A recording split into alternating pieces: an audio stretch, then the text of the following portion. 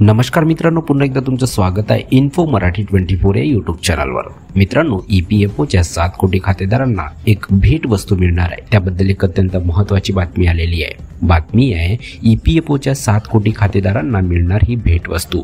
मित्रांनो, नेमकं काय आहे या बातमीमध्ये आपण नक्की बघूया। पण त्याआधी जर तुम्ही आपल्या चॅनलवर नवीन असाल तर चॅनलला सबस्क्राइब करून बाजूला दिलेल्या बेल आयकॉनला नक्की क्लिक करा। व्हिडिओ जर कामाचा आणि महत्त्वाचा वाटला तर व्हिडिओला लाईक करून आपल्या मित्रपरिवारासोबत नक्की शेअर करा। आणि हो मित्रांनो, व्हिडिओला शेवटपर्यंत नक्की बघा, जेणेकरून तुमच्याकडून कोणतीही माहिती सुटणार नाही।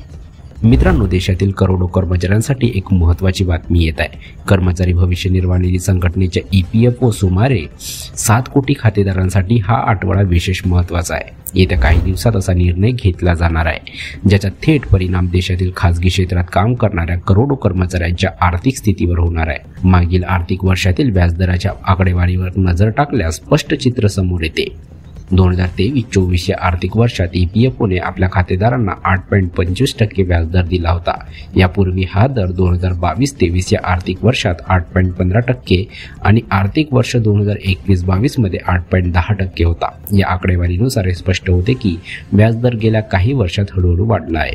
मित्रांनो, चालू आर्थिक वर्ष 2024-25 मध्येही EPFO 8.25% व्याजदर कायम ठेवू शकते।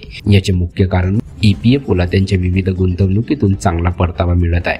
हा अंदाज खरा ठरला तर खासगी क्षेत्रातील कर्मचाऱ्यांसाठी, विशेषतः भविष्यातील आर्थिक सुरक्षेसाठी EPFOवर अवलंबून असलेल्या कर्मचाऱ्यांना दिलासा मिळेल। मित्रांनो, 28 फेब्रुवारी रोजी होणाऱ्या या बैठकीच्या अध्यक्षस्थानी केंद्रीय कामगार आणि रोजगार मंत्री मनसुख मांडवीय असतील। या बैठकीत केवळ व्याजदरच ठरणार नाही तर इतर महत्त्वाच्या मुद्द्यावरही चर्चा होणार आहे। केंद्रीय विश्वस्त मंडळाने घेतलेले निर्णय अंतिम मंजुरीसाठी वित्त मंत्रालयाकडे पाठवले जातील। मित्रांनो, देशाची सध्याची आर्थिक स्थिती, चलनवाढीचा दर आणि इतर आर्थिक निर्देशांकासह अनेक बाबीवर अर्थ मंत्रालयाकडून या प्रस्तावाची तपासणी केली जाईल।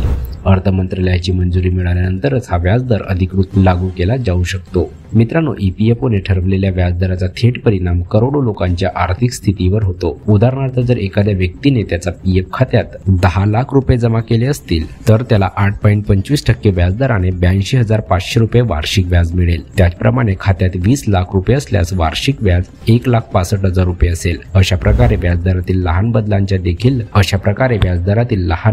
देखील मोठा आर्थिक परिणाम होऊ शकतो, विशेषतः ज्यांच्या खात्यामध्ये मोठ्या प्रमाणात ठेवी आहेत आणि जे बऱ्याच काळापासून EPFO खातेधारक आहेत। तर मित्रांनो, कशी वाटली ही कामाची आणि महत्त्वाची बातमी? जर बातमी कामाची आणि महत्त्वाची वाटली असेल तर व्हिडिओला लाईक करून आपल्या मित्रपरिवारासोबत नक्की शेअर करा। तसेच जर तुम्ही आपल्या चॅनलवर नवीन असाल तर चॅनलला सबस्क्राइब करून बाजूला दिलेल्या बेल आयकॉनला नक्की क्लिक करा। व्हिडिओ बघितल्याबद्दल खूप खूप धन्यवाद।